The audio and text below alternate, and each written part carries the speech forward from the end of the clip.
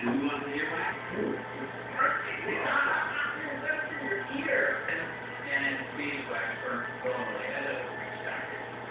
Really using earwax burn. And it's not like that regular beeswax.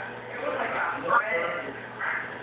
Yeah. Which I'm not exactly sure what that is. Maybe it's skin cells or little hairs, but very surprising that it burns well. I think this will suit burning.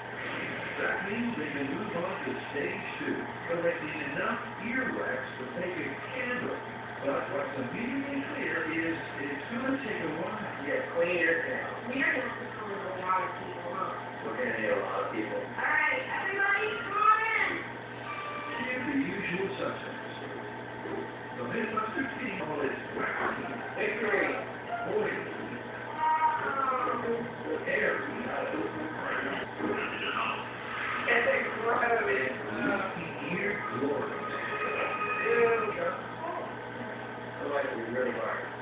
After flooding the eerie death to the last few team members, family members, and passers-by, the Oh, Mythbusters gross. celebrating Oh, you can see this. at the Jimmy. Oh, it was gross. He's actually going in there with A solution to a classic camp